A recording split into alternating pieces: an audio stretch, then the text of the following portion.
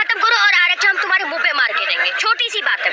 अभी के टाइम पे हम लोगों को तो आरक्षण नहीं मिल रहा है, हमारा आरक्षण बल्कि ये जनरल लोग खा के बैठे हुए हैं, वही उच्च पदों पे बैठे हुए हैं। हमें हमारा अधिकार चाहिए, छोटी सी बात। यही तो बात है ना। देखिए, एक सच्चा अम्बेडकरवादी वही होता है जो बाबा साहेब जी की 22 प्रतिज्ञाओं का पालन। जब तक बाबा साहेब जी के उन 22 प्रतिज्ञाओं का पालन नहीं करेंगे तब तक एक व्यक्ति कभी असली अम्बेडकरवादी हो ही नहीं सकता। कि यहाँ पर हमारे लोग कितनी बड़ी तादाद में यहाँ पर इकट्ठे हुए हैं, इससे हमें पता चलता है कि हाँ, हम लोगों में भी एकता है। हाँ, हम चाहते हैं कि बाबा साहेब जी के मिशन को हम साकार कर सके। इससे हमें ये पता चलता है। बिल्कुल तैयार है और अभी हमें और जुट होना है ताकि कोई और हमारा फायदा ना उठा सके। बिल्कुल हम तैयार हैं।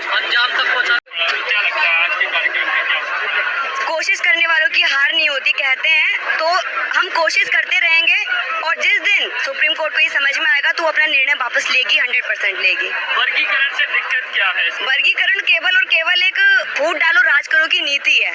वो हमारे लोगों को आपस में बांट रही है और इसके उदाहरण हमें देखने को भी मिले हैं। बहुत सारे उदाहरण देखने को ये मिले हैं कि आज जो हमारे बहुजन नेता हैं जो हमेशा सर्व समाज के हित के लिए काम करते हैं, हमेशा बहुजनों के लिए सड़क से संसद तक की लड़ाई लड़ी है, जेलों में 12-12 महीने काट के आए हैं, लाठियां खाई हैं, गोलियां खाई हैं, उनके आज वाल्मीकि समाज पोस्टर जला रहा है, पुतले जला रहा है। तो ये फूट डालो राज करो की नीति नहीं है।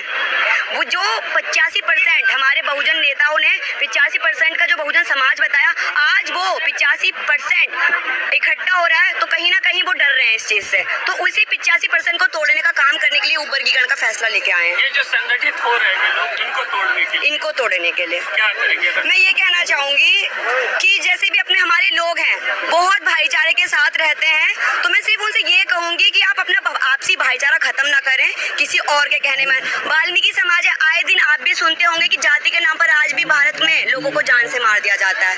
बहुत से केस ऐसे हैं, मतलब कि सुन कर भी शर्म आती कि पानी पीने पर कैसे एक व्यक्ति को मारा जा सकता है। राजस्थान में एक केस हुआ, इंद्र मेघवाल, मतलब एक पानी का मटका छूने से एक व्यक्ति को मार दिया जाता है।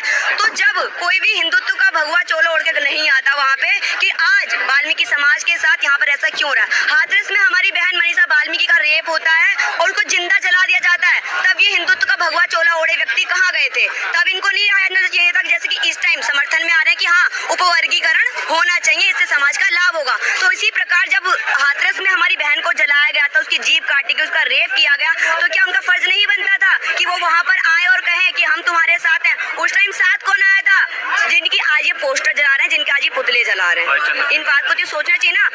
साफ साफ दिखाई दे रहा है कि वो हमें सिर्फ और सिर्फ तोड़ने का काम कर रहे हैं। तो मैं आपसे हाथ जोड़कर निवेदन करती हूँ कि आप इनकी बातों में ना आइए और अपने आप को संगठित रखें और दूसरों के आने से अपने घर को मत तोड़ें प्लीज।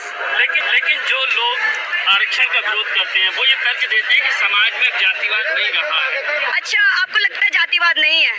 आज जब मूछे रखने पर एक व्यक्ति को मार दिया जाता है, मूछे एक नेचुरल चीजें सबकी आती हैं, इससे कहाँ मतलब किसी का धर्म भ्रष्ट हो रहा है, किसी की चीजों को नुकसान पहुंच रहा है?